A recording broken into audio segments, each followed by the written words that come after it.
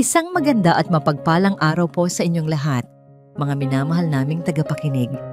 Muli, narito na naman ang inyong lingkod upang samahan kayo sa isang panibagong kwentong susubok sa tibay ng ating puso at pananaw sa buhay. Sabi nila, ang tadhana ay may sariling paraan ng paglalaro, isang maling liko, isang hindi inaasahang pagtigil at ang buong takbo ng iyong buhay ay maaaring magbago magpakailanman.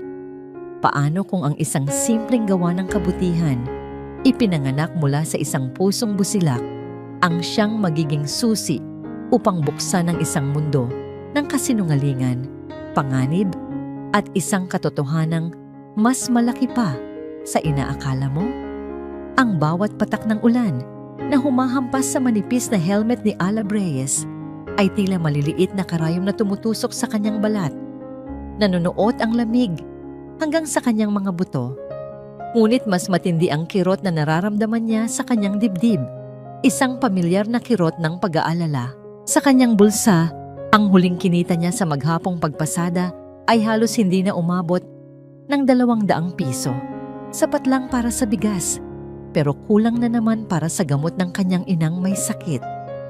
Kapit lang, Nay. Bulong niya sa sarili. Ang kanyang hininga ay nagiging singaw sa malamig na hangin. Kahit isang biyahe pa, kahit isa lang. Ngunit sa ganitong oras ng gabi, sa gitna ng walang tigil na buhos ng ulan, ang mga kalsada ng Maynila ay halos wala ng tao. Ang tanging kasama niya ay ang ugong ng kanyang lumang motorsiklo at ang mga ilaw ng poste na nag-iiwan ng malungkot na refleksyon sa basang kalsada. Napagdesisyonan niyang dumaan sa isang shortcut, isang madilim na eskinita na katabi ng isang abandonadong lote. Matagal nang nakatiwangwang ang lugar na yon. Ang tanging naroon ay ang isang malaking, luma at kinakalawang na imbakan ng tubig na gawa sa semento, isang halimaw na istruktura sa gitna ng matataas na talahib. Kinikilabutan ng marami na dumaan dito sa gabi. Ngunit para kay Alab, ang takot sa multo ay walang-wala kumpara sa takot na wala siyang may uuwing pagkain sa kanyang ina. Habang binabaybay niya ang eskinita, bigla siyang napapreno. Sa gitna ng lagaslas ng ulan, may narinig siyang isang tunog. Hindi ito malinaw, mahina, ngunit sapat na para makuha ang kanyang atensyon. Isang ungol, isang mahinang daing na tila sinasakal. Aso lang siguro, sabi niya sa sarili. Sinusubukang ipagpatuloy ang pag-andar, ngunit hindi mapakali ang kanyang kalooban. Paano kung hindi? Paano kung may taong nangangailangan ng tulong? Bumaba siya sa kanyang motorsiklo, iniwang nakabukas ang ilaw nito na siyang tanging nagbibigay liwanag sa madilim na paligid. Kinuha niya ang kanyang mumurahing cellphone at binuksan ang flashlight. Bawat hakbang niya palapit sa lumang imbakan ng tubig ay may kasamang kabog sa kanyang dibdib. Ang amoy ng kalawang at basang lupa ay nanunuot sa kanyang ilong. Sino yan? Mahina niyang tanong. Ang boses ay nanginginig. Walang sumagot. Tanging ang daing na narinig niyang muli, mas malapit na ngayon. Itinutok niya ang ilaw sa itaas ng malaking tangke. Gawa sa bakal ang hagdanan papunta roon, madulas at kinakalawang. Nanginginig ang mga kamay, maingat siyang umakyat. Sa bawat baitang, mas lumalakas ang kabog ng kanyang puso. Nang marating niya ang tuktok, itinutok niya ang ilaw ng kanyang cellphone sa loob ng madilim na butas. At doon, halos mapamura siya sa kanyang nakita. Isang lalaki. Nakatali ang mga kamay at paa, nakagapos sa isang bakal na tubo sa loob ng tangke. May busal ang kanyang bibig, ngunit ang tunog ng paghihirap ay malinaw na naririnig. Ang kanyang mamahaling kasuotan ay punit-punit at basang-basa, nababahiran ng dugo mula sa isang malaking sugat sa kanyang ulo. Ang tubig ulan na naipon sa loob ng tangke ay unti-unti nang tumataas at malapit nang umabot sa kanyang mukha.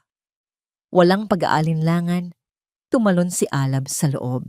Hindi niya ininda ang mabahong tubig na hanggang baywang. Ang tanging nasa isip niya ay kailangan niyang mailigtas ang taong ito gamit ang maliit na kutsilyo na lagi niyang dala para sa proteksyon. Pinagpupunit niya ang mga lubid. Ang lalaki ay mabigat at si Alab ay pagod at gutom. Ngunit humugot siya ng lakas mula sa hindi niya malamang pinanggalingan. Sa wakas, naputol niya ang huling tali. Inalalayan niya ang lalaki, ipinasan sa kanyang balikat at buong lakas na iniahon palabas ng tangke. Isang hirap na halos ikamatay niya.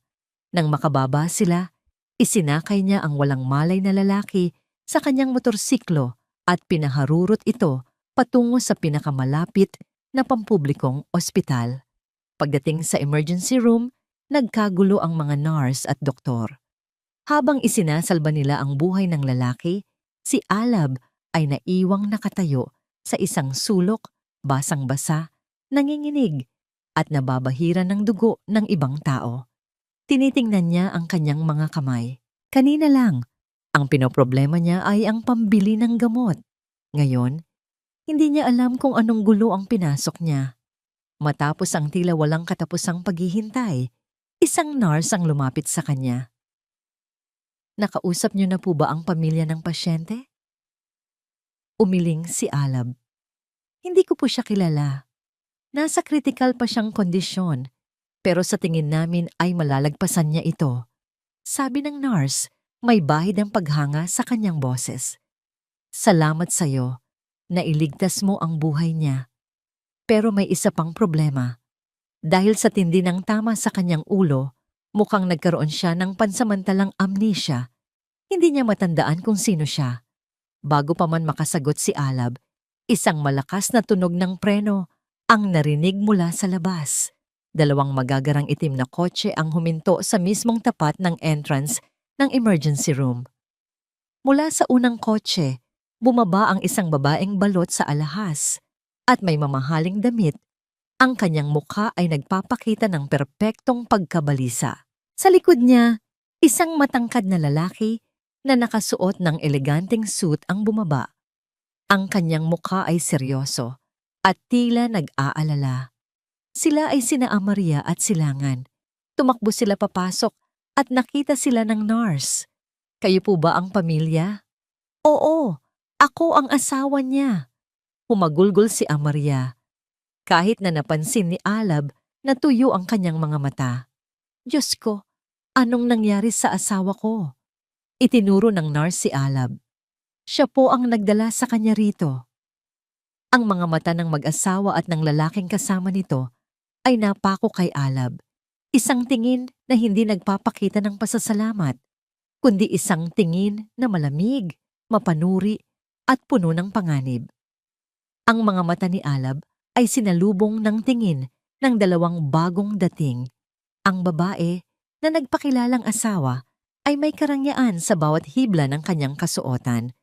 Ngunit sa likod ng mamahaling pabango at makikinang na alahas, mayroong lamig na hindi maitago. Ang lalaking kasama niya, si Silangan, ay may tindig na nagpapakita ng kapangyarihan, isang ngiti na hindi umaabot sa kanyang mga mata. Para silang mga agila na tumitingin sa isang basang sisiw.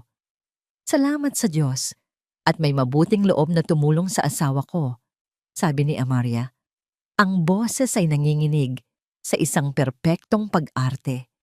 Lumapit siya sa kama kung saan nakahiga ang lalaking walang malay at hinaplos ang noo nito. Mahal ko, anong ginawa nila sa'yo?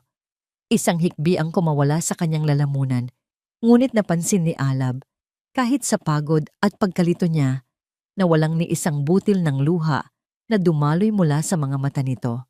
Lumapit si Silangan kay Alab, tinapik siya sa balikat na may puwersang hindi angkop sa isang simpleng pasasalamat. Malaki ang utang na loob namin sa iyo, Hiho. Ako si Silangan Montalban, business partner ni Mr. Magtanggol. Inilahad niya ang kamay. Nag-atubiling tinanggap ito ni Alab. Ang palad ni Silangan ay makinis at mainit, kabaligtaran ng sa kanya na magaspang at nanlalamig. Alab po, sagot niya. Alab, ulit ni Silangan. Tila tinitimbang ang pangalan. Halika, Mag-usap tayo sa labas. Dinala siya ni Silangan sa isang tahimik na pasilyo. Ang amoy ng antiseptic ay mas matapang dito.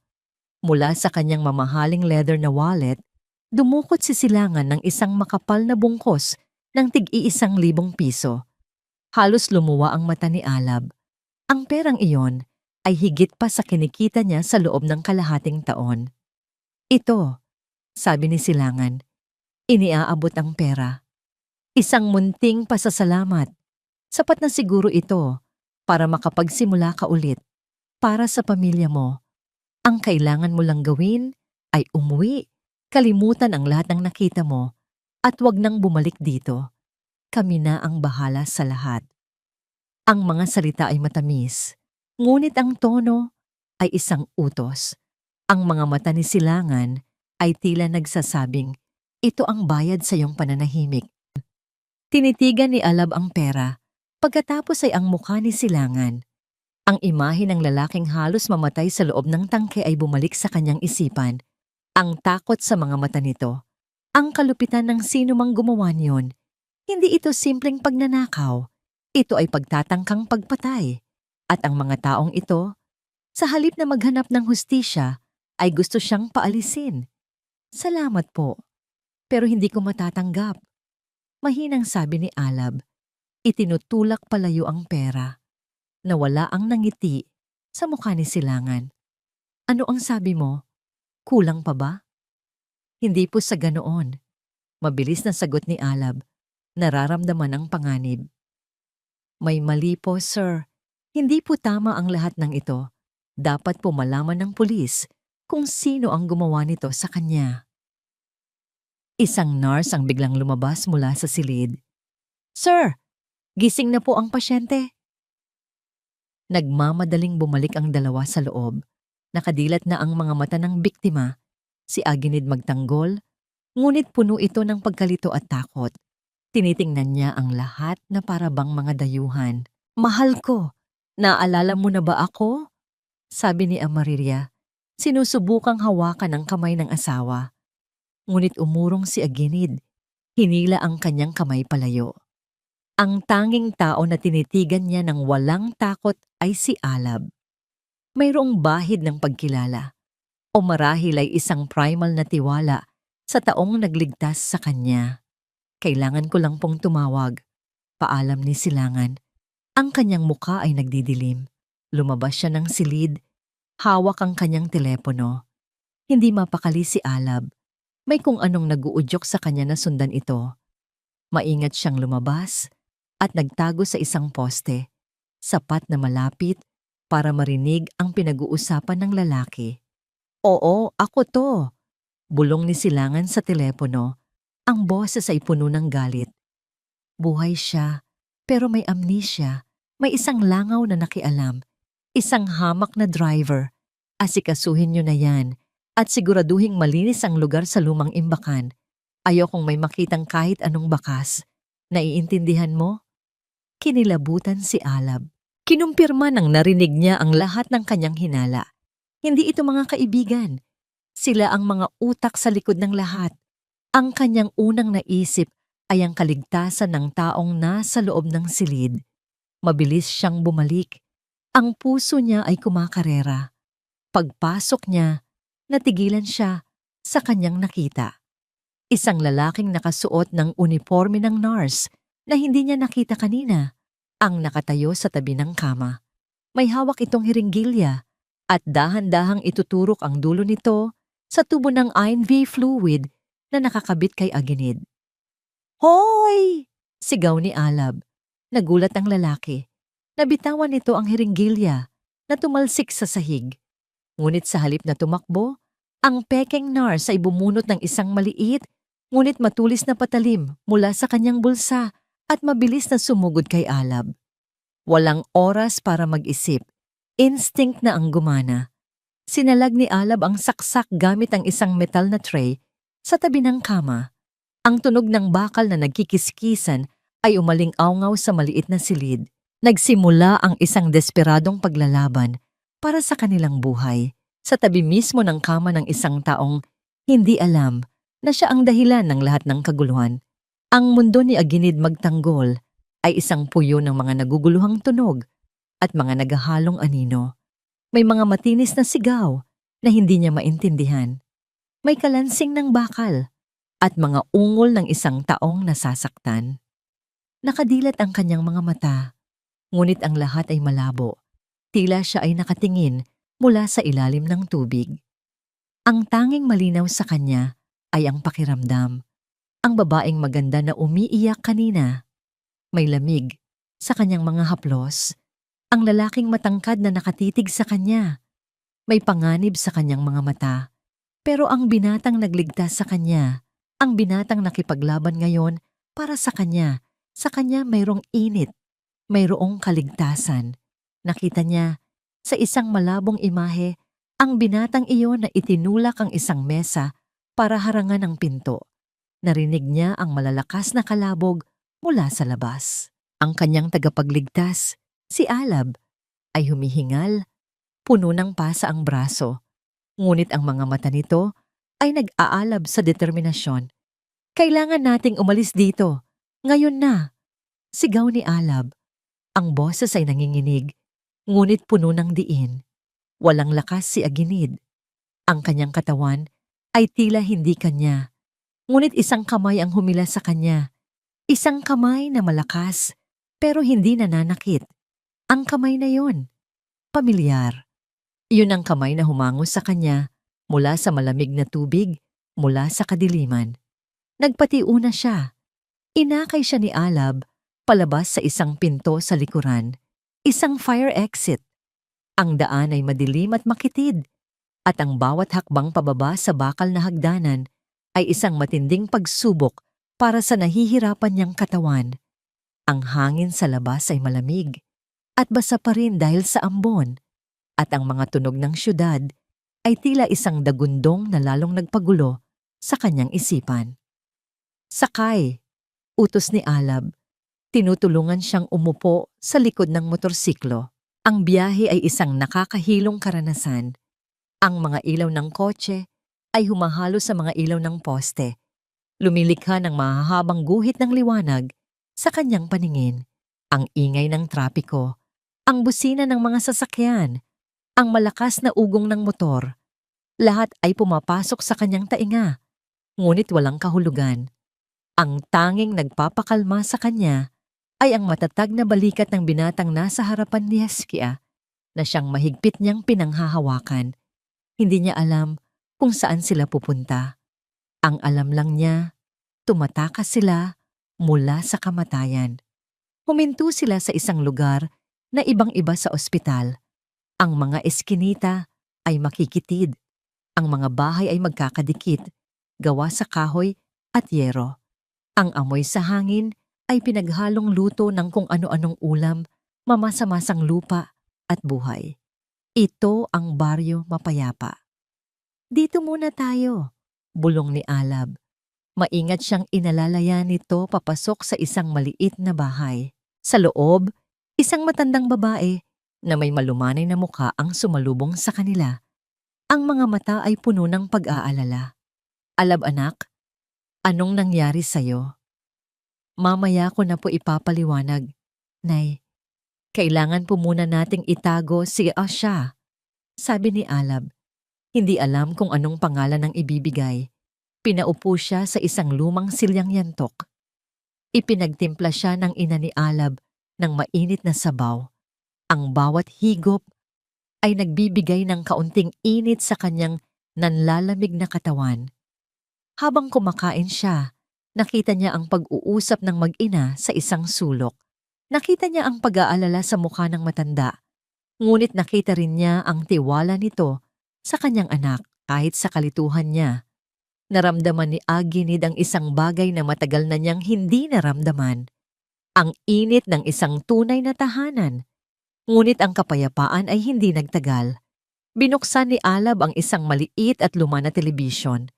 Ang balita sa gabi. At sa screen, lumitaw ang mukha ni Amaria umiiyak sa harap ng mga mikropono. Sa likod niya, si Silangan, may seryosong mukha, nakikipag-usap sa mga pulis. At pagkatapos, isang larawan ang ipinakita. ang larawan ni Alab, kinuha mula sa isang lumang ID. Sa ilalim nito, may malalaking letra, Wanted, Alab Reyes, suspect sa pagkidnap sa bilyonaryong si Aguinid magtanggol. Nabitawan ni Aguinid ang kanyang kutsara. Hindi niya naintindihan ang lahat ng salita. Ngunit naintindihan niya ang tono. Naintindihan niya ang mga larawan. Ang binatang nagligtas sa kanya, ang binatang nag-aalaga sa kanya ngayon, ay ipinipinta bilang isang halimaw sa buong bansa. Napatingin siya kay Alab. Ang mukha ng binata ay namutla.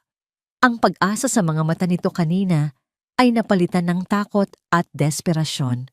Ang mundo nila ay biglang lumiit. Sila ay mga pugante. Tinutugis hindi lang ng mga masasamang tao, kundi pati na rin ng batas. Biglang may kumirot ng matindi sa ulo ni Aguinid.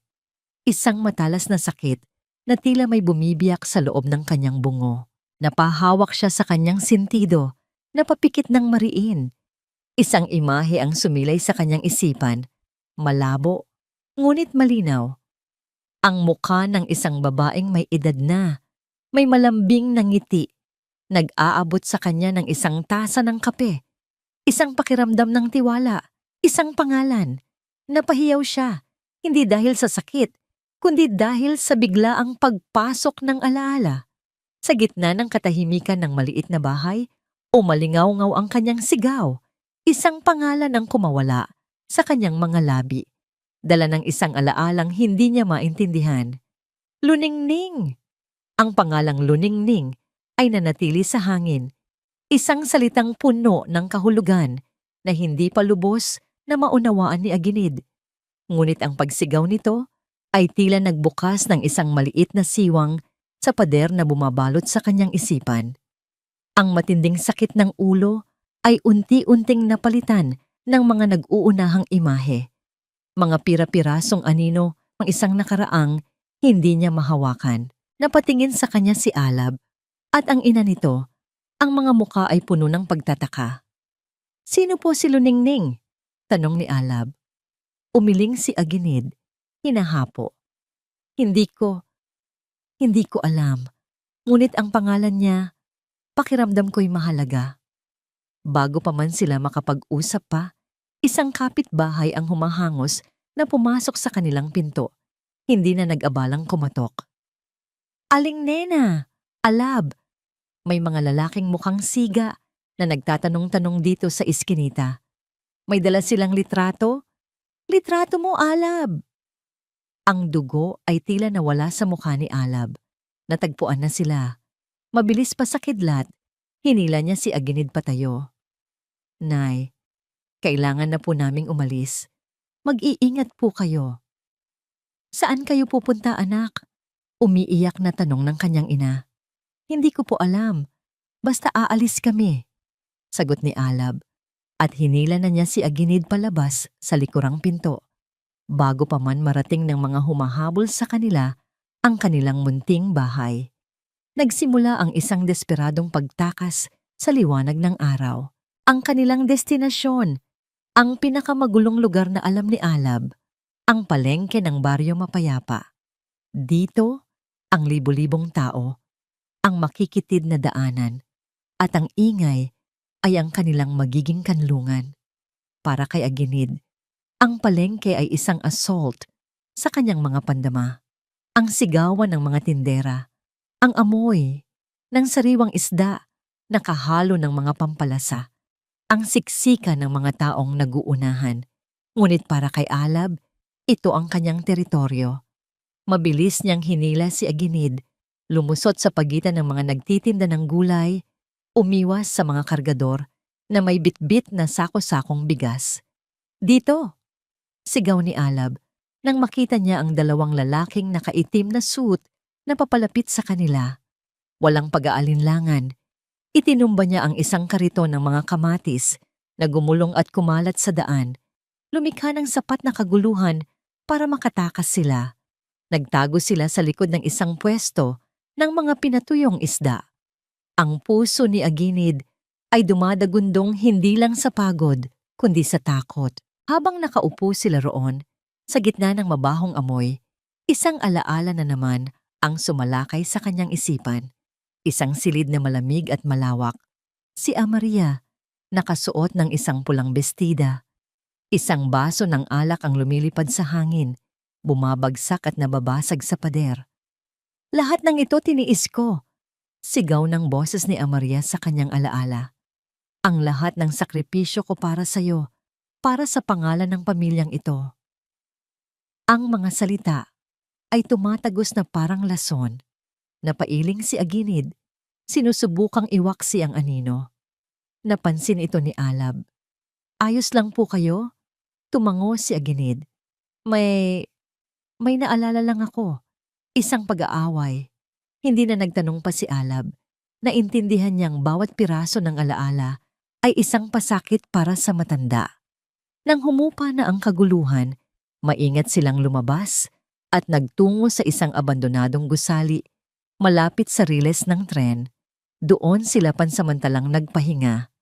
Bumili si Alab ng 2 styro box ng kanin at adobo mula sa isang kalapit na karinderya. Inabot niya ang isa kay Aginid. Sa buong buhay ni Aginid, hindi pa siya kumain sa ganitong lalagyan. Ang kanyang mga pagkain ay laging nakahain sa mamahaling plato, gamit ang mga kubyertos na pilak. Ngunit habang sinusubo niya ang mainit na kanin at malambot na adobo, gamit ang isang plastik na kutsara, isang kakaibang pakiramdam ang kanyang naramdaman. Dito sa isang maruming sahig, kasama ang isang binatang halos hindi niya kilala, mas naramdaman niya ang seguridad kaysa sa loob ng kanyang malapalasyong mansyon. Habang pinagmamasdan niya si Alab na simple at tahimik na kumakain, isa pang mas malinaw at mas masakit na imahe ang biglang pumasok sa kanyang isipan na parang kidlat. Nasa loob siya ng kanyang opisina, hating gabi na. Papasok sana siya nang marinig niya ang boses ni Amaria mula sa loob, tumatawa ng malambing. Dahan-dahan niyang binuksan ang pinto. At doon, sa ilalim ng malamlam na ilaw ng lampshade, nakita niya ito. Nakita niya si Amaria sa mga bisig ni Silangan. Ang kamay ni Silangan ay nakahawak sa baywang ng kanyang asawa. Ang kanilang mga labi ay halos magdikit na. Ang tingin na ibinigay nila sa isa't isa ay hindi tingin ng magkaibigan o magkatrabaho. Iyon ay tingin ng mga taong may malalim na lihim. Isang matinding pagduduwal ang naramdaman ni Aginid. Bigla, ang lahat ay nagkaroon ng kahulugan. Ang pag-aaway, ang aksidente, ang pagtatangka sa ospital. Hindi ito tungkol sa pera lamang. Ito ay tungkol sa pagtataksil. Ang 2 taong pinagkatiwalaan niya ng buong buo. Kailangan ko siyang makausap, bulong ni Aginid. Ang boses ay nanginginig sa galit at sakit. Kailangan kong makausap si Luningining. Paano? Tanong ni Alab. Bawat galaw natin, binabantayan. Isinara ni Aginid ang kanyang mga mata. Pilit na hinalungkat ang mga naguguluhang alaala. Ang mukha ni Luningning, ang kanyang uniforme, ang kanyang boses na laging kalmado. At pagkatapos, isang numero. Isang serye ng mga numero na paulit-ulit niyang tinatawagan sa kanyang telepono noon tuwing may kailangan siya. Ang numero ng telepono ni Luningning. Alam ko ang numero niya, sabi ni Aginid. Idinilat ang mga mata. Puno ito ngayon ng isang bagong determinasyon.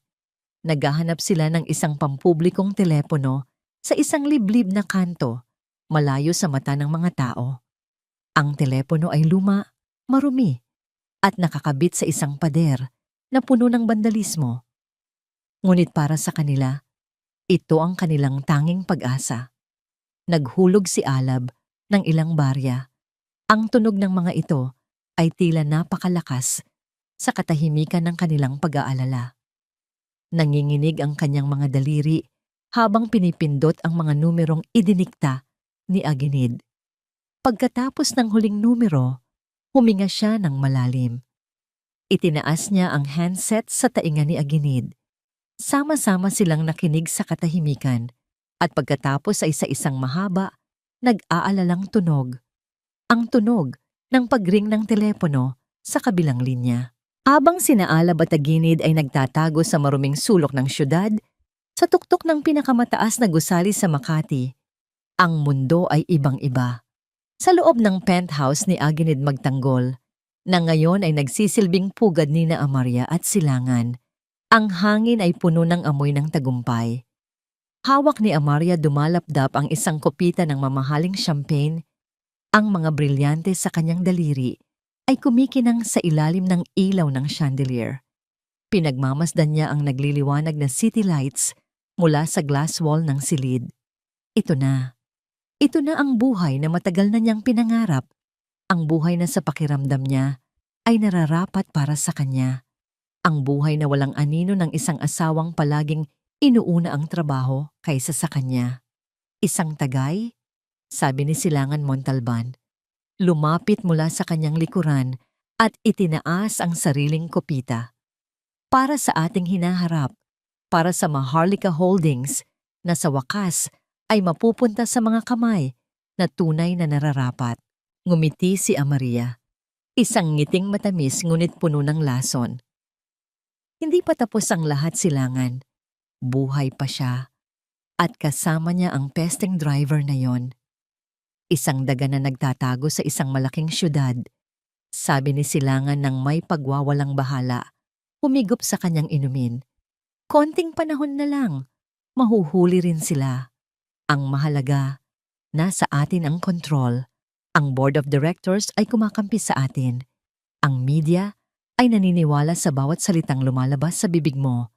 Ang publiko ay galit sa kidnapper. Ang laro ay nasa ating mga kamay. Lumakad si Silangan patungo sa isang malaking painting na nakasabit sa pader. Isang larawan ng isang matandang lalaki na may matatalim na mata at seryosong mukha.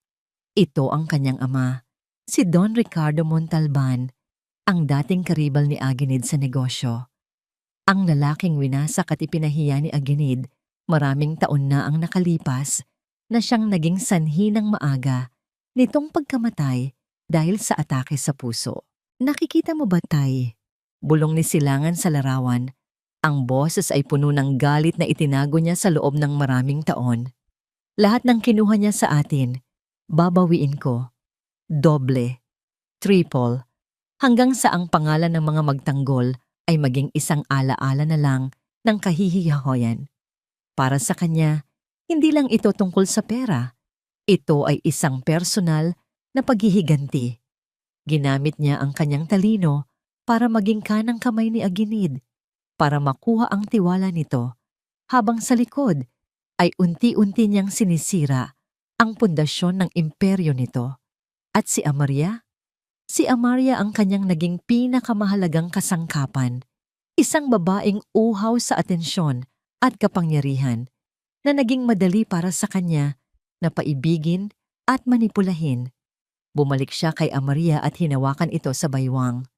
Kalimutan mo na muna sila. Ngayong gabi, magdiwang tayo. Kinabukasan, ipinakita ni Amaria ang kanyang galing sa pag-arte. Nagpatawag siya ng isang press conference sa lobby ng Maharlika Holdings. Sa harap ng dos-dosenang kamera, ang kanyang mga mata ay namumugto. Ang kanyang boses ay basag. Nananawagan po ako sa kung sino man ang may hawak sa aking asawa, humagulgol siya. Parang awa niyo na. Isauli niyo na siya sa amin. Kahit anong halaga, ibibigay namin. Si Alab Reyes, kung naririnig mo to, maawa ka. May pamilya kaming naghihintay sa kanya. Ang eksena ay perpekto. Isang asawang nagmamakaawa, isang biktima ng isang karumal-dumal na krimen. Walang sinuman sa mga naroon ang naghinala na ang babaeng umiiyak sa kanilang harapan ang siyang nagplano ng lahat. Sa gitna ng presscon, biglang nag-vibrate ang telepono sa bulsa ni Silangan na tahimik na nakatayo sa isang sulok. Isang text message mula sa kanyang tauhan. Yung yaya, si Luningning, tumanggap ng tawag mula sa isang payphone sa Santa Mesa. Isang malamig na ngiti ang sumilay sa labi ni Silangan. Ang mga daga ay lumabas na sa kanilang pinagtataguan. Alam na niya kung sino ang susunod na target. "Excuse me," sabi niya sa isang security guard at mabilis na nagtungo sa isang pribadong silid. Agad niyang tinawagan ang kanyang pinuno ng mga tauhan. "Nahanap niyo na ba sila?" "Hindi pa, boss. Pero alam na natin kung sino ang kinontak nila. Yung matandang katulong." "Magaling," sabi ni Silangan. Ang boses ay malamig at walang emosyon. "Baguhin ang plano. Huwag niyo munang patayin ang matanda. Mas mahalaga siya kaysa sa driver. Kunin niyo ang katulong. Buhay. Siya ang pain natin. Malamang marami siyang alam. At sisiguraduhin nating magsasalita siya." Pagkatapos ng tawag, bumalik siya sa press conference, tamang-tama para sa pagtatapos ng madamdaming panawagan ni Amaria. Niyakap niya ito, isang perpektong imahe ng suporta at pag-aalala. Ngunit sa kanilang mga mata, habang nagtama ang kanilang mga paningin sa ibabaw ng mga ulo ng mga reporter, mayroon silang iisang mensahe para sa isa't isa. Malapit na nilang makuha ang lahat. Sa loob ng mansyon ng mga magtanggol, sa kusina, ibinaba ni Luningning ang telepono ng kanilang landline. Ang kanyang mga kamay ay hindi nanginginig. Ang kanyang mukha ay kalmado. Ngunit sa kanyang mga mata, mayroong isang apoy na matagal nang naghihintay na magliyab. Narinig niya ang boses ng kanyang amo. Narinig niya ang takot at pagkalito. At alam niya, oras na para isagawa ang plano na matagal na niyang inihanda. "Nasaan ka, Luningning?" tanong ng boses ni Aginid sa telepono kanina. "Nandito lang ako, sir," sagot niya. Ang boses ay matatag at puno ng isang lihim na lakas. "Hinihintay ko ang tawag ninyo." Ang bawat pag-ring sa kabilang linya ay parang isang martilyo na pumupukpok sa dibdib ni Alab. Katabi niya si Aginid, na nakahawak ng mahigpit sa kanyang braso. Ang mga mata ay nakapikit na, para bang sa ganoong paraan ay mas maririnig niya ang sagot na kanilang hinihintay. Sa ikaapat na pagring, may sumagot. Isang boses ng babae, kalmado at formal. "Hello? Luningning?" Nautal na tanong ni Aginid.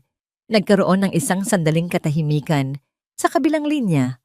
Para kay Alab, ang katahimikang yun ay mas nakakabingi kaysa sa ingay ng mga sasakyan sa kanilang paligid. At pagkatapos, nagsalita muli ang babae.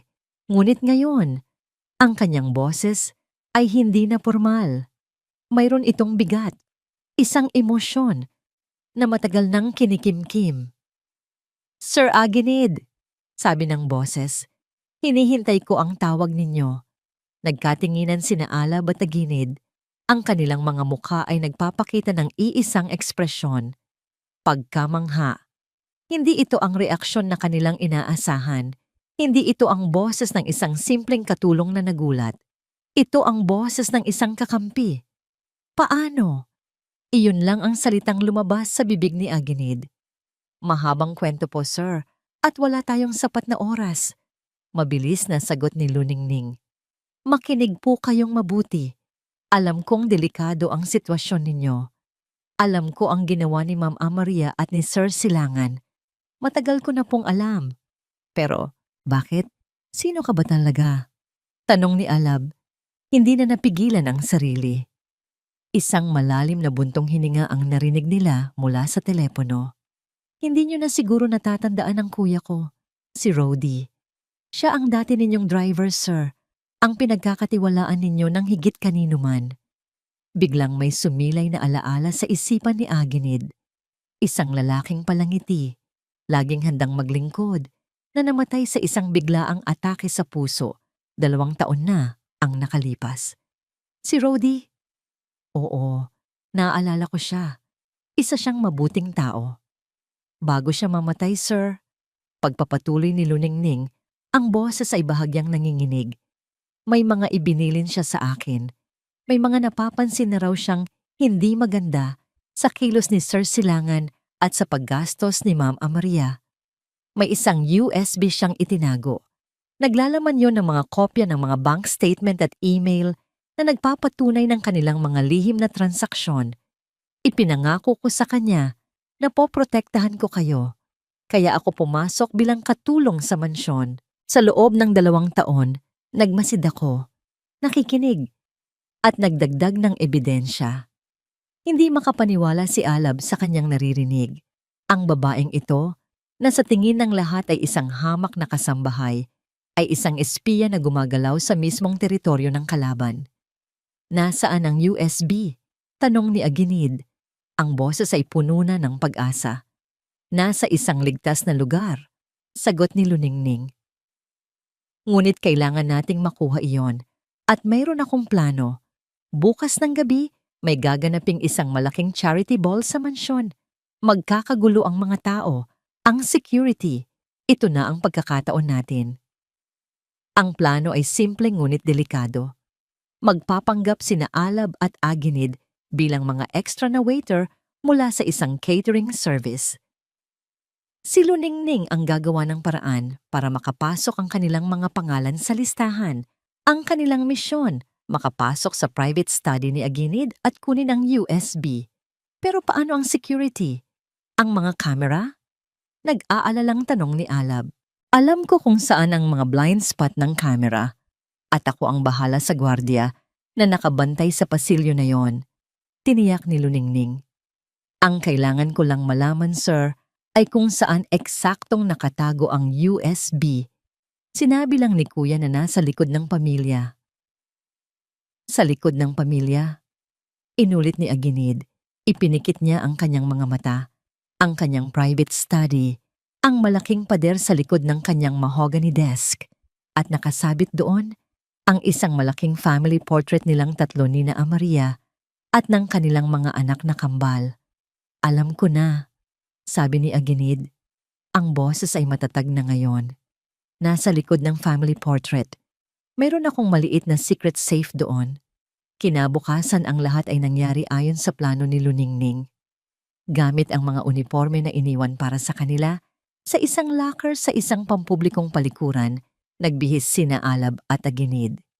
Sa unang pagkakataon, nakita ni Alab ang sarili na nakasuot ng puting polo, itim na vest at bow tie. Si Aginid naman, kahit payat at may mga pasa pa, ay nagpakita ng isang kakaibang dignidad sa kanyang kasuotan. Ang pagpasok sa mansyon ay isang nakakakabang karanasan.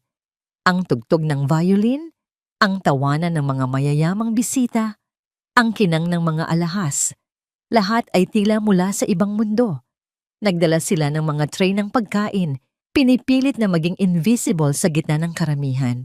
Mula sa malayo, nakita nila si Maria, maganda sa kanyang itim na gown, at si Silangan, na mukhang hari ng mundo habang nakikipag-usap sa mga politiko.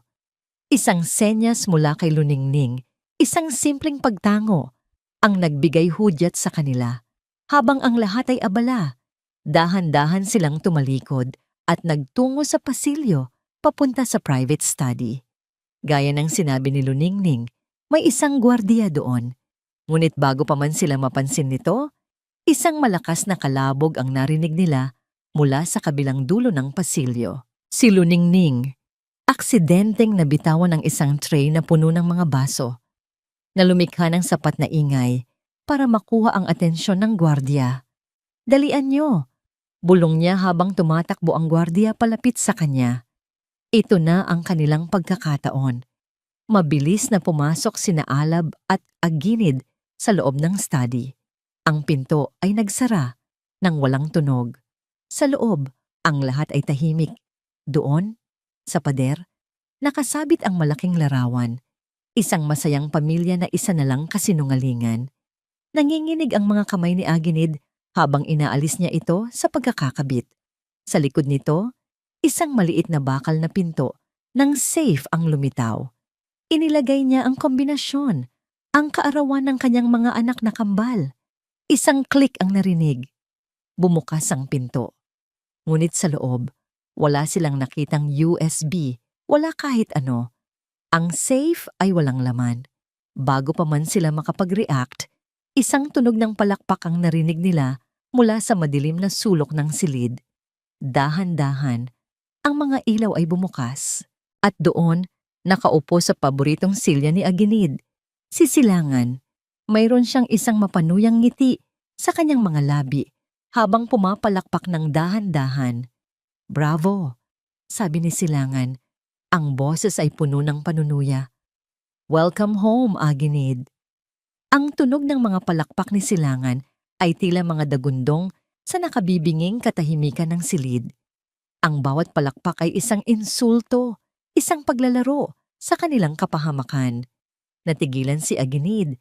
Ang kanyang kamay ay nanatiling nakahawak sa bukas at walang lamang safe. Si Alab naman ay mabilis na humarang sa harapan ni Aginid.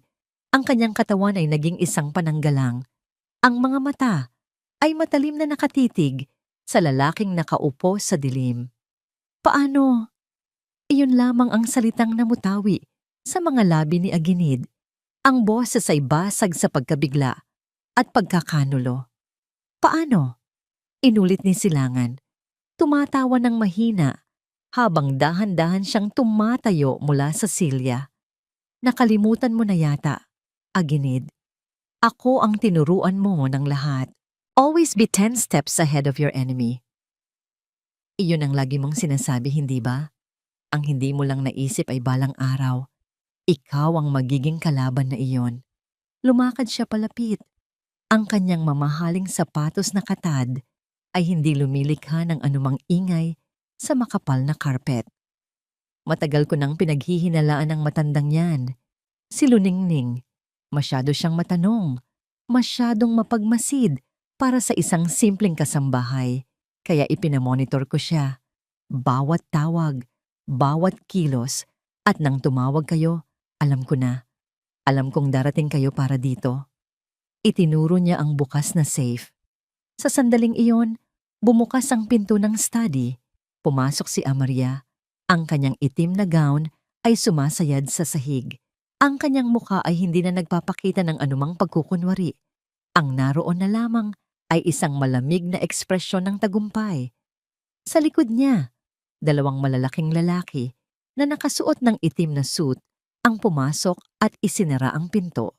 "Mahal ko," sabi niya kay Aginid, "ang bawat pantig ay puno ng pang-uuyam. Nag-aalala ako sa'yo. Tignan mo ang itsura mo. Parang isang pulubi, hindi na babagay sa isang magtanggol." "Amaria, bakit?"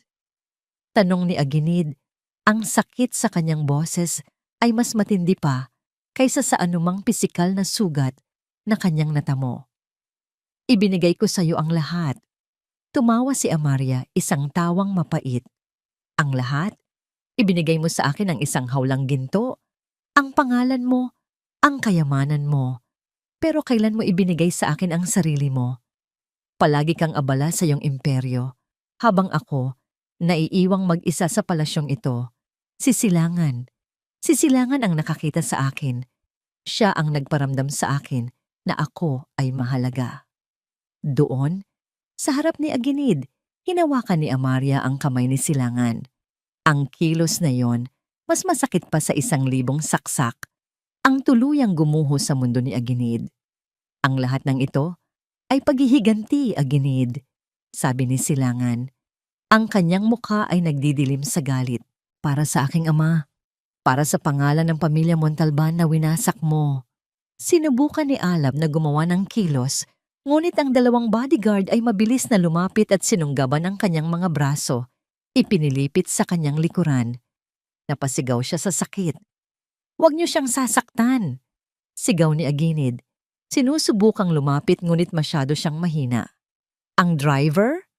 sabi ni Silangan. Tinitignan si Alab na parabang isang insekto. Isa lang siyang aberya sa plano.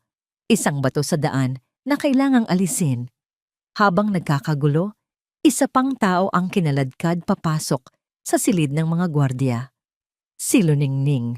May pasa ang kanyang pisngi at dugo ang gilid ng kanyang labi. Ngunit ang kanyang mga mata ay nanatiling matapang, puno ng pagkasuklam habang nakatingin kina Amaria at Silangan. "Hayop kayo," sigaw niya. "Manahimik ka, matandang mangkukulam," sabi ni Amaria. Sinampal ito ng malakas.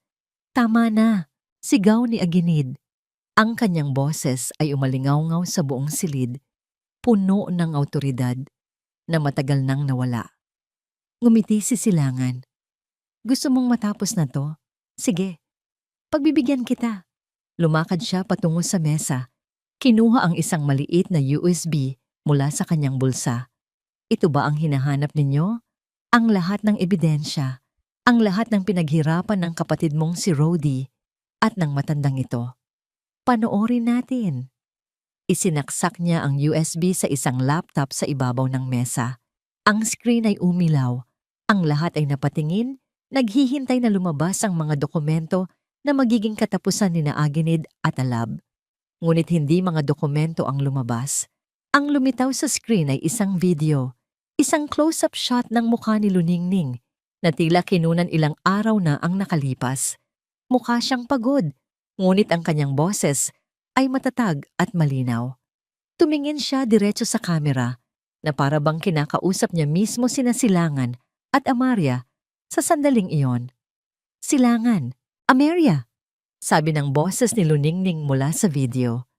Kung pinapanood ninyo ito ngayon, ibig sabihin, nahulog kayo sa aking patibong.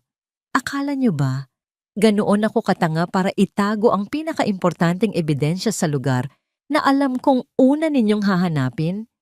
Ang USB na hawak mo ay isang pain lamang. Ang totoong ebidensya ay nasa mas ligtas na lugar. Isang lugar na hinding-hindi ninyo mahahanap. Nagkamali kayo ng kinalabang kasambahay. Pagkatapos ng kanyang huling salita, ang screen ay naging itim. Ang katahimikan na sumunod sa video ay mas mabigat at mas nakakatakot kaysa sa nauna. Ang mukha ni Silangan, na kanina lang ay puno ng pagmamalaki, ay unti-unting naging isang maskara ng purong galit. Ang kanyang mga ugat sa leeg ay lumitaw at ang kanyang mga kamay ay ikinuyom niya ng napakahigpit. Papatibong! Nauutal na sabi ni Amaria, hindi makapaniwala sa kanyang nakita. Manloloko! Isang sigaw na puno ng galit ang kumawala mula sa lalamunan ni Silangan. Sa isang mabilis na kilos, hinablot niya ang laptop at ibinato ito sa pader. Ang tunog ng nabasag na screen at mga plastik na piyesa ay umalingaw-ngaw sa silid. Ngunit ang kanyang galit ay hindi doon natapos. Tumingin siya kay Luningning. Ang kanyang mga mata ay nag-aapoy. Nasaan ang totoong USB? Matanda! Bago pa man makasagot si Luningning, sinunggaban na siya ng isa sa mga gwardya. Tinakpan ang kanyang bibig para pigilan ang anumang sigaw. Ang tapang sa mukha ni Luningning ay napalitan ng takot habang kinakaladkad siya palabas ng silid. Ngunit bago siya tuluyang mailabas, sa isang iglap ng desperadong lakas, nakawala siya ng bahagya at sumigaw. Nasa hardin, sa ilalim ng puno ng mangga, sa bato na may marka. Isang malakas na suntok sa sikmura mula sa gwardiya ang pumutol sa kanyang mga salita. Napaluhod siya, humihingal, bago siya muling kinaladkad palabas. Ang mga salitang yon, gayunpaman, ay narinig ng lahat. Para kina Silangan at Amaria, iyon ang kanilang target. Para kina Alab at Aginid, iyon ang kanilang huling munting sinag ng pag-asa. Kunin niyo sila. Itapon niyo sa kotse kasama ng matanda. Tapusin na ang lahat ng ito ngayong gabi. Utos ni Silangan, ang kanyang boses ay garalgal sa galit. Ngunit sa sandaling iyon ng kaguluhan, habang ang atensyon ng lahat ay nakay Silangan, nakahanap si Alab ng pagkakataon.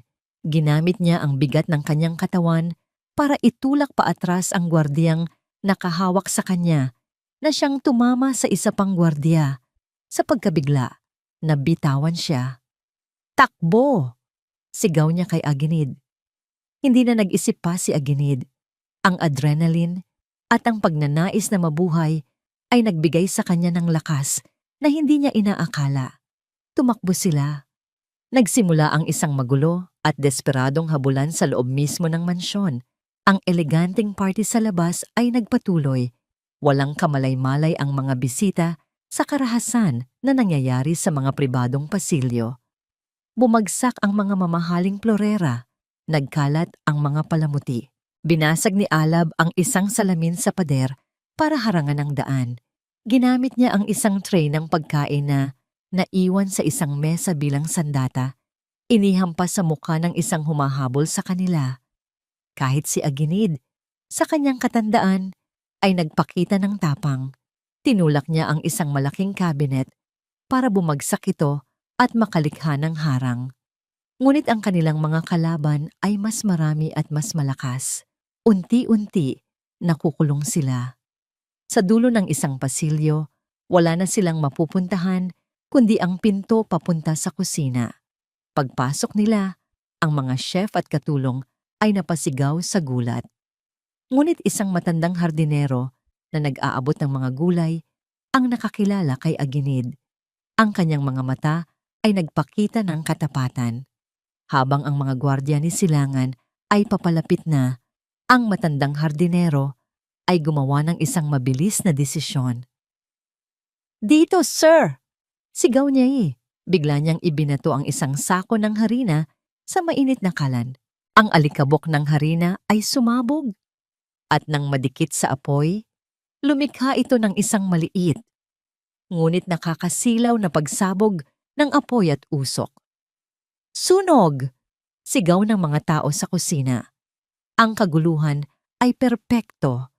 Sa gitna ng makapal na usok at pagpanik, hinila ng hardinero sina Alab at Aginid papunta sa isang maliit na pinto sa likuran, ang service exit na ginagamit ng mga staff.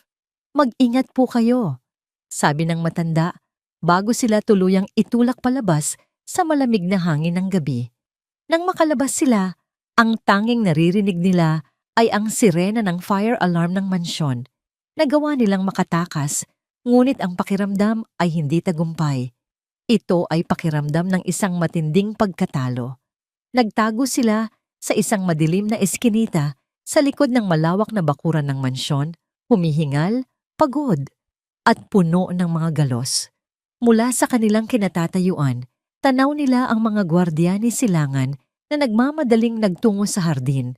Sa ilalim ng puno ng mangga, dala-dala ang mga pala. Ilang sandali lang, nakita nilang may hinukay ang mga ito. Isang maliit na metal na kahon. Ang huling pag-asa. Nakita nila ang nangiti ng tagumpay sa mukha ni Silangan habang inaabot nito ang kahon. Si Luningning ay kinaladkad at ipinasok sa isang itim na van. Ang kanilang nag-iisang kakampi ay nahuli na. Ang ebidensya ay nakuha na. Wala na silang pera. Wala na silang matatatakbuhan. Ang buong syudad, ang buong bansa, ay galit sa kanila. Lahat ay nawala. Umupo si Alab sa basang semento. Ipinatong ang kanyang ulo sa kanyang mga tuhod. Ang kanyang balikat ay nanginginig sa pagod at kawalan ng pag-asa. Sa unang pagkakataon, mula nang magsimula ang lahat, naramdaman niya ang pagnanais na sumuko na lang. Umupo si Aginid sa tabi niya. Ang kanyang mga mata ay nakatitig sa kawalan.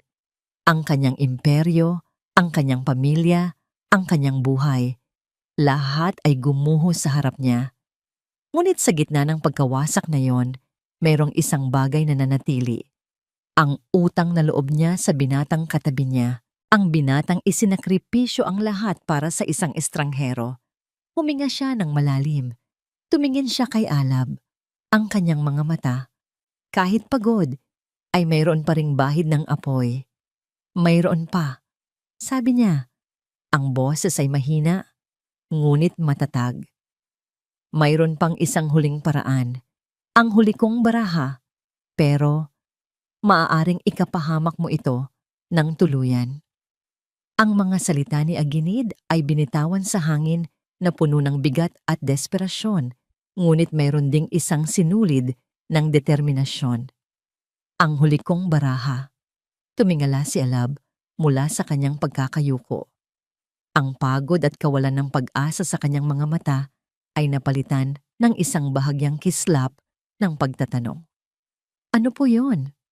Huminga ng malalim si Aginid, tila tinitipon ang lahat ng natitira niyang lakas. Ang kanyang mga alaala na dati pira-piraso lamang ay buo na ngayon.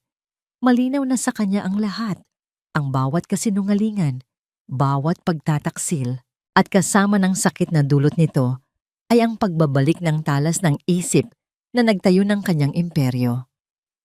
Bago pa man ako naging bulag sa pagtitiwala, pagsisimula ni Aginid, meron akong ginawang insurance policy. Isang protocol na idinisenyo para sa ganitong klaseng sitwasyon.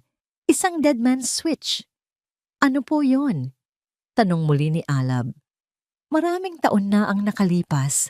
Nagimbak ako ng isang hiwalay na kopya ng lahat ng pinakasensitibong data ng kumpanya, mga kontrata, mga pribadong kasunduan, mga ebidensya laban sa mga korap na politiko, at oo, pati na rin ang mga kahina-hinalang transaksyon ni Silangan.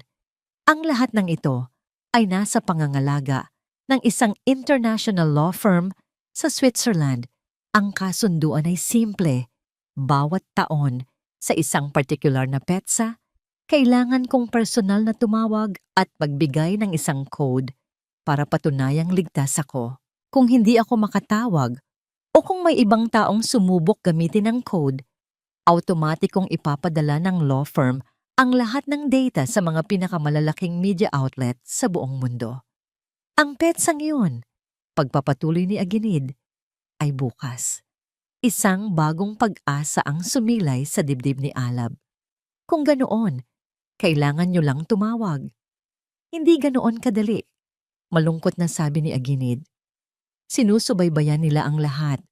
Kung gagamit ako ng telepono, matutunton nila tayo sa loob lang ng ilang minuto. At higit sa lahat, kahit na mailabas ko ang impormasyon, isa pa rin akong pugante at ikaw ay isang kidnapper sa mata ng publiko. Madali nilang masasabi na gawa-gawa lang ang lahat. Isang desperadong hakbang mula sa isang taong nawala na sa katinuan. Dito pumasok ang pinakamabigat na bahagi ng plano. Tumingin si Aginid kay Alab. Ang kanyang mga mata ay puno ng pagsisisi. Patawarin mo ako, Alab. Patawarin mo ako dahil nadamay ka sa gulo ng buhay ko. Hindi mo ito nararapat. Gumiti ng bahagya si Alab, isang nangiting pagod ngunit totoo. Wala na po tayo dyan, Mr. Magtanggol. Ang mahalaga, paano natin ito tatapusin? Kailangan natin ng atensyon, isang malaking atensyon na hindi nila kayang kontrolin, sabi ni Aginid. Kailangan mong sumuko, ngunit hindi sa pulis. Kailangan mong tumawag sa isang reporter na kilala sa kanyang integridad, isang taong hindi kayang bilhin ni Silangan. Makipagkita ka sa isang pampublikong lugar kung saan maraming tao at kamera. Habang ang lahat ng atensyon ay nakatuon sa'yo, iyon ang pagkakataon ko para gawin ang tawag. Natigilan si Alab. Sumuko. Ibig sabihin, haharapin niya ang mga baril, ang posas, ang galit ng lahat. Ito ang pinakamalaking sakripisyo. Ngunit habang tinitignan niya ang matandang lalaki sa kanyang tabi, na nawalan ng lahat, naisip niya ang kanyang ina, ang kawalang katarungan na dinaranas ng mga mahihirap na tulad niya araw-araw. Hindi na ito para lang sa pera o sa kaligtasan. Ito ay para sa tama. Gagawin ko po, sabi niya. Ang kanyang boses ay buo at walang pag-aalinlangan.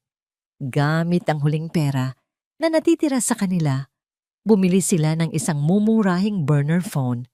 Habang papalapit ang bukang liwayway, nagtago si Aginid sa isang lumang gusali na tanaw ang Plaza Miranda. Si Alab naman, huminga ng malalim at tinawagan si Miss Jessica Season, isang batikang mamamahayag na kilala sa kanyang walang takot na pagbabalita. Miss Season, sabi ni Alab sa telepono. Ako po si Alab Reyes. Handa na po akong sumuko at sabihin ang buong katotohanan. Magkita po tayo sa Plaza Miranda sa loob ng 1 oras. Mag-isa lang po kayo. Gaya ng inaasahan, hindi lang si Miss Season ang dumating. Sa loob ng 1 oras, ang Plaza Miranda ay napuno ng mga media van at mga pulis. Ang buong lugar ay nagmistulang isang sirko. Mula sa kanyang pinagtataguan, nanginginig ang mga kamay ni Aginid habang pinipindot niya ang numero ng telepono sa Switzerland. Sa gitna ng kaguluhan sa ibaba, ang pagring ng telepono sa kanyang tainga ay tila ang pinakamalakas na tunog sa mundo. Guten Tag, sabi ng isang boses. Der Adler hat das Nest verlassen. Bulong ni Aginid, ang code phrase na minimorya niya. I repeat, the eagle has left the nest. Understood, Mr. Magtanggol. Initiating protocol. Sagot ng boses bago maputol ang linya. Nagawa na niya. Ngayon, ang lahat ay nakasalalay na kay Alab. Sa ibaba, huminga ng malalim si Alab. Lumabas siya mula sa eskinita at naglakad papunta sa gitna ng plaza. Sa isang iglap, ang lahat ng kamera, lahat ng atensyon ay napunta sa kanya. Ang mga pulis ay sumigaw. Itinutok ang kanilang mga baril sa kanya. Ang mga reporter ay nagkagulo, nagsisigawan ng mga tanong. Huwag kang kikilos. Sigaw ng hepe ng pulisya. Itinaas ni Alab ang kanyang mga kamay, isang senyales ng pagsuko. Ang kanyang puso ay dumadagundong, ngunit ang kanyang muka ay kalmado. Handa na siya sa anumang mangyayari. Dahan-dahang lumapit ang mga pulis, hawak ang kanilang mga posas, handa nang arestuhin ang pinaka-wanted na tao sa bansa. Ngunit bago pa man nila mahawakan si Alab, isang kakaibang bagay ang nangyari. Isang tunog. Isang pamilyar na tunog ng notification, ngunit hindi lang isa. Sabay-sabay. Halos lahat ng cellphone ng mga reporter sa plaza ay tumunog ng sabay-sabay. Isang kolektibong buzz. Nagkatinginan sila, nagtataka. Kinuha nila ang kanilang mga telepono at sa kanilang mga screen, nakita nila ang isang email na may urgent na marka.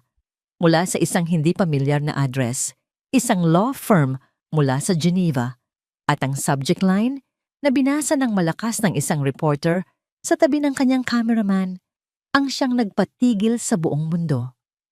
Subject: Evidence of conspiracy to commit murder and corporate fraud within Maharlika Holdings. Ang sandaling iyon sa Plaza Miranda ay tila huminto ang oras. Ang mga pulis na handa nang dakpin si Alab ay natigilan. Ang mga reporter na kanina'y nagsisigawan ay biglang nanahimik.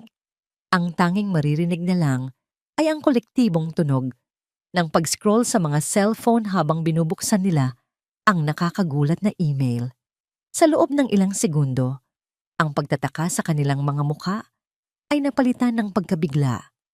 Ang pagkabigla ay naging pagkamangha, at ang pagkamangha ay naging isang kaguluhang puno ng adrenaline. Diyos ko, totoo ba to? Sigaw ng isang reporter. Mga bank transfer papunta sa isang private account sa Cayman Islands. Nakapangalan kay Amaria Dumalapdap.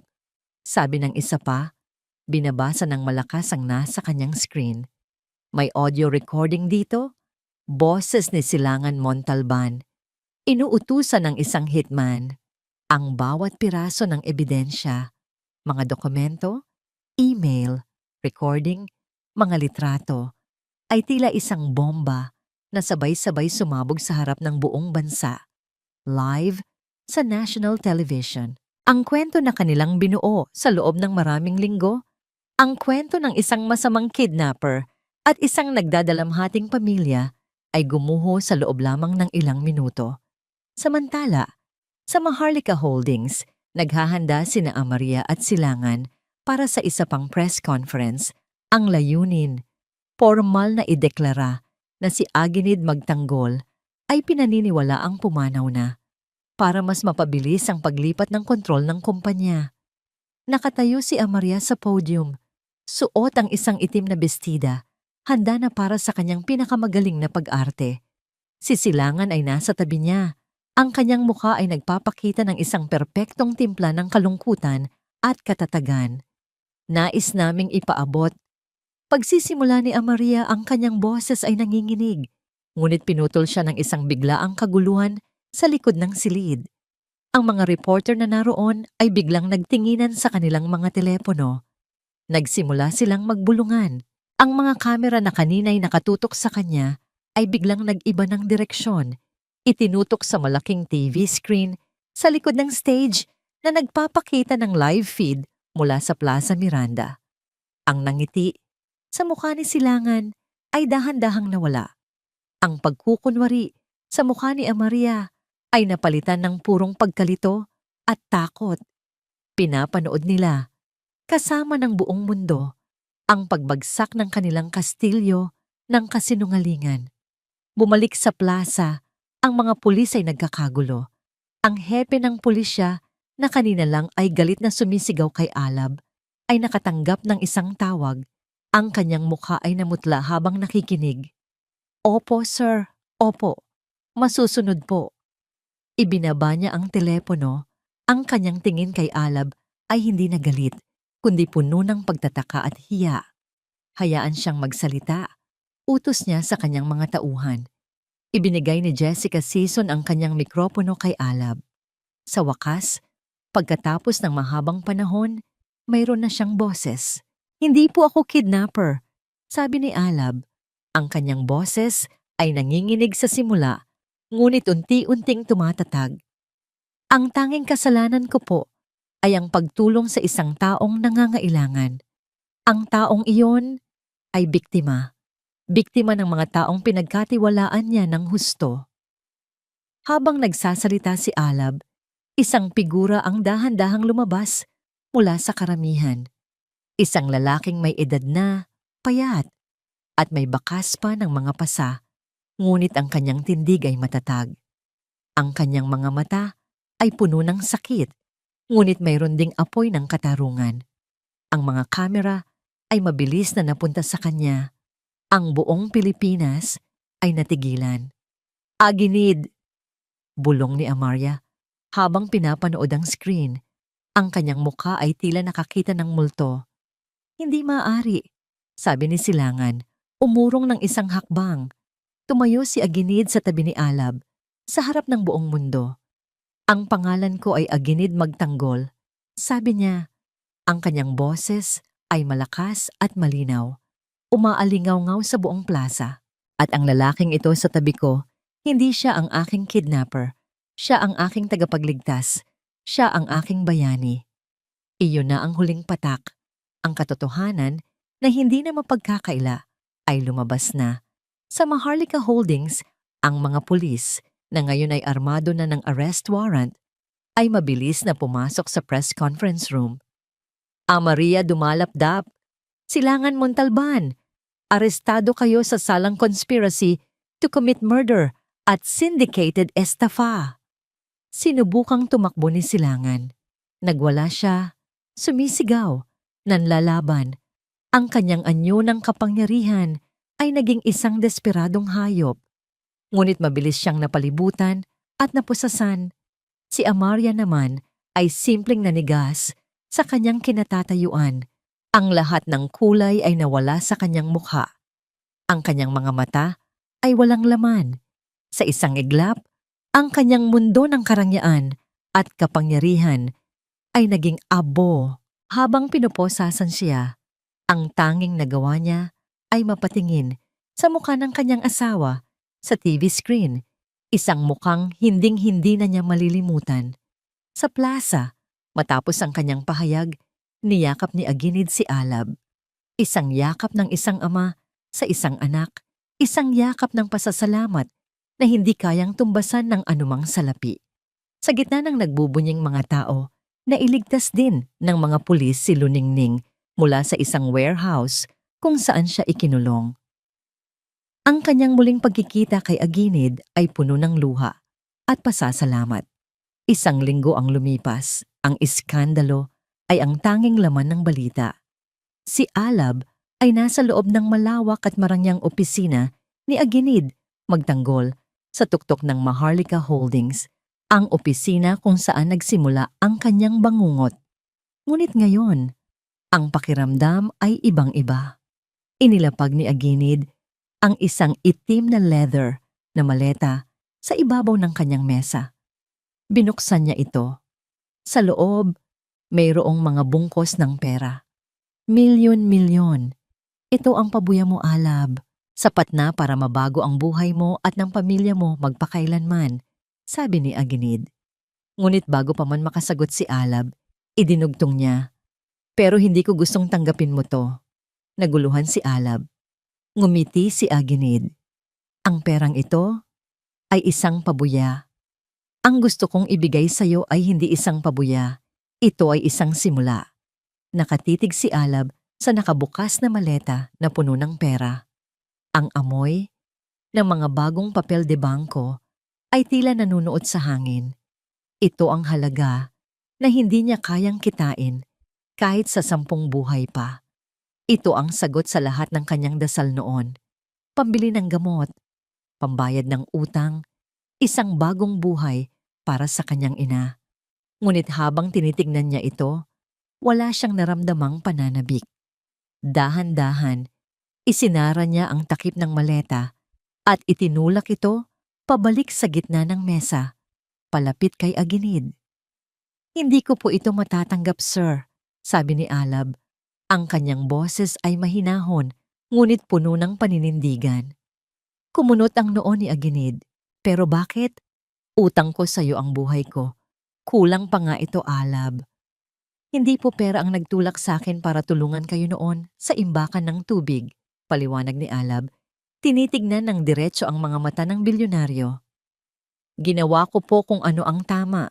Kung tatanggapin ko yan, parang binayaran ko lang po ang sarili ko para sa pagiging tao. Ayoko pong maging ganoon. Isang mahabang katahimikan ang namagitan sa kanila. Tinitigan ni Aginid ang binata sa kanyang harapan. Hindi na ang basang sisiw na driver na nakita niya sa ospital, kundi isang lalaking may dignidad at prinsipyo na mas matatag pa kaysa sa bakal na pundasyon ng gusaling kanilang kinaroroonan. At pagkatapos, isang malawak na ngiti ang sumilay sa labi ni Aginid. Isang tunay na ngiti na umabot hanggang sa kanyang mga mata. Alam ko, sabi niya, inaasahan kong yan ang isasagot mo. Ipinagtabi niya ang maleta at inilabas ang isang manipis na folder. Kaya nga sinabi kong hindi ito pabuya. Ito ay isang simula. Binuksan niya ang folder. Sa loob, mayroong mga papeles. Isang full scholarship grant sa kursong Business Administration sa isang kilalang universidad. At isang kontrata, hindi bilang empleyado, kundi bilang isa sa mga board member ng isang bagong tatag na organisasyon, ang Alab ng Kabutihan Foundation, isang charity na ang layunin ay tulungan ang mga ordinaryong Pilipino na gumagawa ng kabayanihan sa kanilang sariling munting paraan. Hindi mo kailangan ng limos, Alab, sabi ni Aginid. Ang kailangan mo ay oportunidad. Gusto kong matuto ka. Gusto kong balang araw, ikaw ang mamahala sa pundasyong ito. Dahil ikaw, higit kanino man, ang nakakaalam sa tunay na kahulugan ng kabutihan. Sa pagkakataong ito, hindi na napigilan ni Alab ang mga luhang namuo sa kanyang mga mata. Hindi ito luha ng kalungkutan, kundi luha ng labis na pasasalamat. Makalipas ang ilang linggo, dinalaw ni Alab ang kanyang ina. Ngunit hindi na sa kanilang maliit at masikip na bahay sa Baryo Mapayapa. Dinalaw niya ito sa isang pribado at malinis na silid sa pinakamagaling na ospital sa bansa, kung saan ang mga pinakamahuhusay na doktor ang nag-aalaga rito. Ipinagmamalaki kita, anak, sabi ni Aling Nena habang hawak-hawak ang kamay ng kanyang anak. Wala nang bahid ng pag-aalala ang kanyang mukha. Tanging dalisay na pagmamahal at saya na lang. Samantala, sa hardin ng mansyon ng mga magtanggol, isang eksenang matagal nang hindi nakikita ang nagaganap. Si Aginid, na nakasuot lamang ng simpleng polo shirt at shorts, ay nakaluhod sa damuhan, nakikipaghabulan sa kanyang kambal na anak na sina Huni at Ami. Ang malalakas na halakhak ng mga bata ay pumuno sa hardin na dati naging saksi sa kasinungalingan at pagtataksil. Ngayon, ito ay lugar na ng paghilom. Mula sa malayo, pinagmamasdan sila ni Luningning, hindi na bilang isang simpleng kasambahay, kundi bilang bagong household administrator at pinagkakatiwalaang tagapamahala ng buong ari-arian. Sa kanyang tabi, ang mata ng hardinero na tumulong sa kanila ay ngumingiti rin. Ang katapatan ay meron palang gantimpala. Ilang buwan pa ang lumipas. Isang maaraw na umaga, isang binata ang may kumpiyansang naglalakad, papasok sa malawak na gate ng isang unibersidad. Nakasuot siya ng malinis na puting uniforme, may dalang mga libro, at sa kanyang likod ay isang backpack. Ang kanyang buhok ay maayos na nakagupit. Ang kanyang mga mata ay hindi na nagpapakita ng pag-aalala sa susunod na kakainin, kundi puno ng pangarap at pag-asa para sa hinaharap. Huminto si Alaba Reyes sa gitna ng campus. Tumingala siya sa langit, pinakiramdaman ang sikat ng araw sa kanyang mukha. Isang taon na ang nakalipas, siya ay isang hamak na driver na basang-basa sa ulan, walang pag-asa. Ngayon, narito siya, handang simulan ng isang bagong kabanata. Nalaman niya na ang isang simpleng gawa ng kabutihan ay hindi lang nagligtas sa buhay ng isang tao.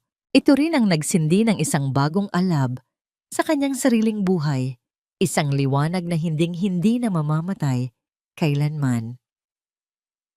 At dito po nagtatapos ang ating kwento. Isang paglalakbay na nagpatunay na ang tunay na kayamanan ay hindi nasusukat sa salapi o kapangyarihan, kundi sa busilak na puso at sa tapang na piliin ang tama, kahit na sa pinakamadilim na pagkakataon. Ipinakita sa atin ni Alab, Aginid, at Luningning na ang isang gawa ng kabutihan, gaano man kaliit, ay may kakayahang magliyab na parang apoy na siyang nagbibigay liwanag sa isang mundong binalot ng kasakiman at kadiliman.